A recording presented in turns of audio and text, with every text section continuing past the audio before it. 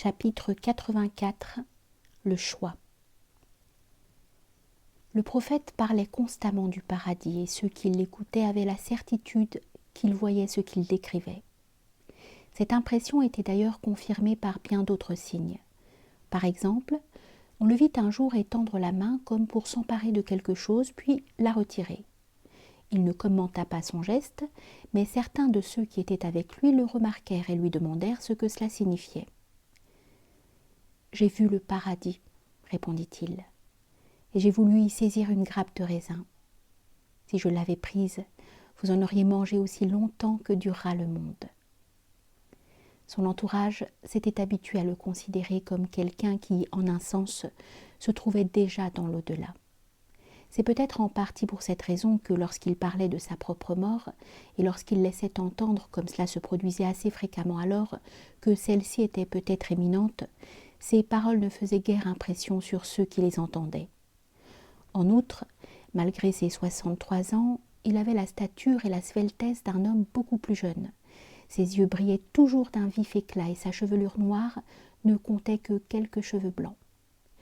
Une fois cependant, alors qu'il était avec ses épouses, il fit une remarque dont le caractère de présage était assez inquiétant pour qu'elle lui demande qui, parmi elles, serait la première à aller le rejoindre dans l'autre monde. Il répondit « Celle dont la main s'étend le plus loin sera la première de vous à me rejoindre. » Sur quoi elles se mirent à comparer la longueur de leurs bras. Sans doute, bien que l'histoire ne le dise pas, la palme de ce concours revint-elle à Saouda, qui était la plus grande. Zaynab, au contraire, était de petite taille, et son bras était à la mesure de son corps. Pourtant, ce fut Zaynab qui devint mourir la première, quelques 10 ans plus tard. C'est à ce moment-là seulement que les épouses comprirent que, en parlant de celle dont la main s'étend le plus loin, le prophète avait voulu désigner la plus prompte à donner, car Zaynab était extrêmement généreuse, à l'instar de celle qui avait porté le même nom avant elle et que l'on avait appelée la mère des pauvres. Une nuit, peu de temps après que le prophète eut donné l'ordre de préparer la campagne de Syrie, et avant que l'armée ne se soit mise en route, il fit venir au petit matin un de ses affranchis, Abu Muhaybiyah, à qui il dit « J'ai reçu l'ordre d'aller demander pardon pour les gens du cimetière. Viens donc avec moi. » Les deux hommes sortirent et lorsqu'ils eurent atteint le cimetière de Baki, le prophète prononça cette homélie. « Que la paix soit sur vous, ô peuple des tombes. Réjouissez-vous de votre état, car il est infiniment meilleur que celui des hommes qui vivent aujourd'hui. Les discordes déferlent comme des vagues de la nuit la plus sombre, l'une suivant l'autre, chacune plus violente que la précédente. » Puis se tournant vers Abu Muhaybiyah, il lui dit « On m'a offert les clés des trésors de ce monde et l'immortalité en ce monde, suivie par le paradis. Et l'on m'a donné à choisir entre cela et la rencontre avec mon Seigneur et le paradis. Ô toi qui m'es le plus cher, que mon père et ma mère, me supplia Abu Muhaybiyah. Prends les clés des trésors de ce monde et l'immortalité en ce monde suivi par le paradis. » Mais le prophète répondit « J'ai déjà choisi la rencontre avec mon Seigneur et le paradis. » Il pria ensuite pour le pardon des gens du Baki. C'est à l'aube de ce jour-là, ou peut-être du jour suivant, qu'il ressentit une douleur dans la tête, comme jamais il n'en avait éprouvé auparavant. Il se rendit néanmoins à la mosquée, et après avoir conduit la prière, il monta en chair et invoqua des bénédictions sur les martyrs d'Uhud, comme si, on s'en rendit compte plus tard, il le faisait pour la dernière fois.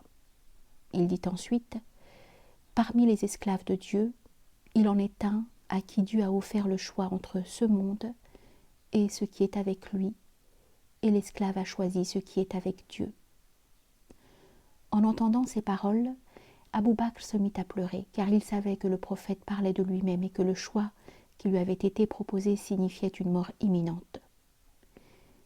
Le prophète vit que son compagnon avait compris l'allusion, et l'exhortant à ne pas pleurer, il déclara « Ô Jean, l'homme qui m'a été le plus bienfaisant de par sa compagnie et de par ce que sa main m'a donné est Abou Bakr. Et s'il me fallait prendre dans l'humanité entière un ami inséparable, ce serait Abou Bakr. Mais la bonne compagnie et la fraternité dans la foi sont nôtres jusqu'à ce que Dieu nous unisse en sa présence. » C'est à cette occasion qu'il dit aussi, en promenant son regard sur les nombreuses entrées des maisons privées qui ouvraient directement sur la mosquée qu'elles entouraient, « Regardez ces portes qui font intrusion dans la mosquée, qu'elles soient murées, à l'exception de la porte Abou Bakr. » Avant de quitter la chaire, il fit encore cette déclaration. « Je vous devance et je suis votre témoin. Votre rendez-vous avec moi est au bassin, qu'en vérité je contemple de l'endroit même où je me trouve. Je ne crains pas pour vous que vous placiez des dieux à côté de Dieu, mais je crains pour vous ce monde-ci, où vous pourriez rivaliser dans la quête des biens terrestres. » De la mosquée, le prophète regagna l'appartement de Maïmouna, dont c'était le tour de l'héberger. L'effort qu'il avait fait pour s'adresser aux fidèles avait fait monter la fièvre, et après 1 heure ou 2, souhaitant faire savoir à Aïcha qu'il était malade, il alla lui rendre une brève visite. Elle-même souffrait à ce moment-là d'une migraine, et lorsqu'il entra dans sa chambre, elle gémit « Oh, ma tête !»« Que non, Aïcha, lui dit-il, c'est ma tête. » Il la regarda néanmoins avec attention, comme s'il cherchait à lire sur son visage quelques signes d'une maladie mortelle, et ne voyant rien de tel, il lui dit « J'aurais voulu que cela fût, voulant dire qu'elle mourut, alors que j'étais en vie, afin que je puisse demander pour toi le pardon et invoquer sur toi la miséricorde, et t'envelopper dans ton linceul, et prier sur toi et t'ensevelir. » Aïcha comprit qu'il était malade et le ton de sa voix l'inquiéta, mais elle fit un effort pour ne rien laisser voir et réussit à le faire sourire un bref instant. Il répéta une fois encore « C'est « Oh, ma tête !» qu'il faut dire. » Et il retourna chez Maïmouna. Il essaya de continuer à agir comme lorsqu'il était bien portant et à conduire les prières dans la mosquée comme à son habitude, mais la maladie s'aggrava. Et il arriva un moment où il ne put prier qu'en restant assis. Et il dit à ceux qui priaient avec lui de garder la même position. Ce jour-là, en regagnant l'appartement de l'épouse dont c'était le jour, il lui posa la question « Où dois-je aller demain ?» Sur quoi elle désigna l'épouse chez qui il allait se rendre. « Et où serai-je après-demain » demanda-t-il encore, et elle lui répondit, frappée par cette insistance et devinant qu'il avait hâte d'être auprès de Aïcha. Elle alla en faire part à ses compagnes qui, ensemble, vinrent trouver le prophète et lui dirent « Ô envoyé de Dieu, nous avons donné à notre sœur Aïcha les jours que nous devions passer avec toi. »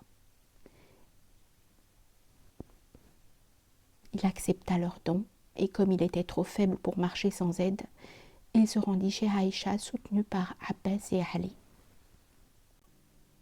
On vint l'informer que son choix du très jeune Oussama comme commandant en chef de l'armée de Syrie suscitait beaucoup de critiques, au point qu'un certain relâchement se manifestait dans les préparatifs de la campagne.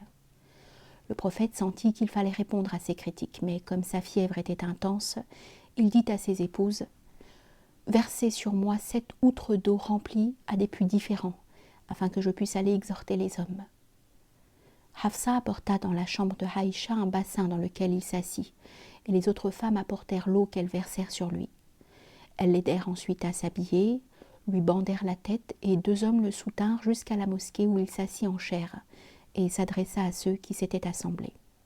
« Ô gens, faites partir la troupe d'Oussama, car bien que vous contestiez sa qualité de chef comme vous aviez contesté naguère la qualité de chef de son père, je vous dis qu'il est digne du commandement, comme son père l'avait été. » Puis il descendit de la chaire et fut reconduit à la maison de Aïcha.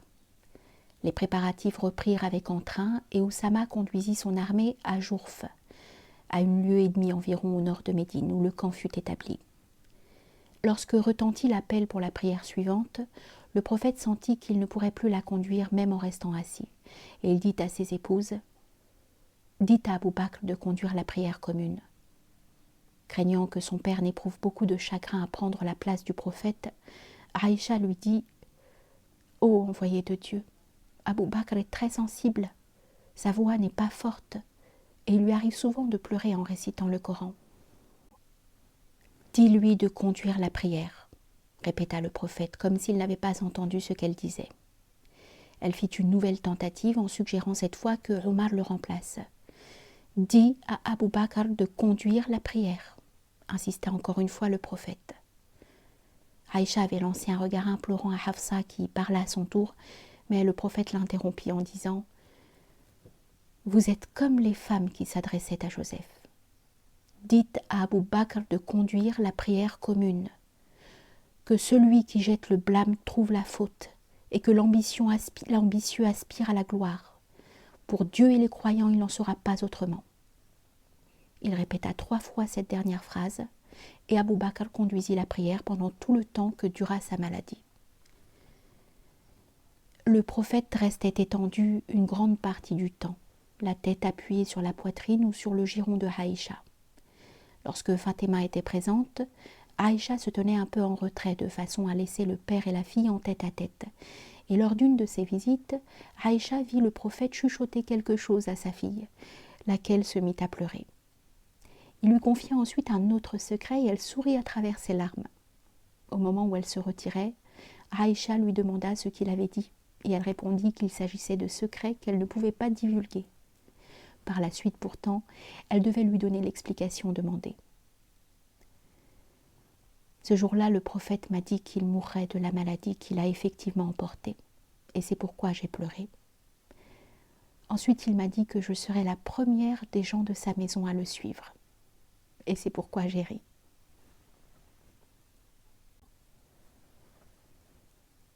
Le prophète souffrit beaucoup durant sa maladie. Et un jour où la souffrance était particulièrement aiguë, son épouse Safia lui dit « Ô prophète de Dieu, comme j'aimerais souffrir à ta place !» Sur quoi quelques-unes des autres épouses échangèrent des regards entendus et chuchotèrent que cette remarque était de l'hypocrisie. Le prophète les vit et leur dit « Allez vous rincer la bouche !» Elles lui demandèrent pourquoi et il répondit « Pour ce que vous avez médit de votre compagne.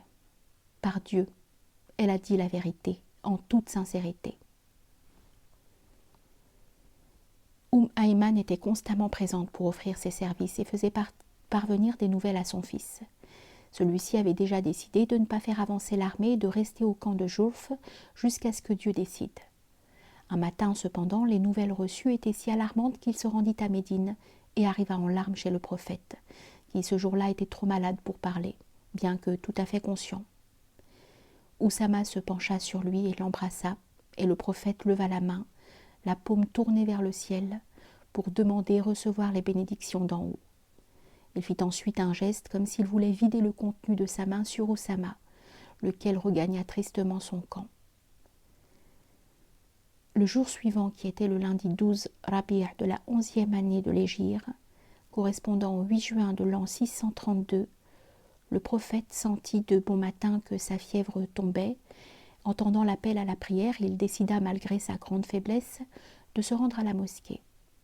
La prière avait déjà commencé lorsqu'il fit son entrée, et les fidèles éprouvèrent une si grande joie en le voyant qu'ils étaient sur le point d'interrompre le rite, lorsqu'il leur fit signe de continuer.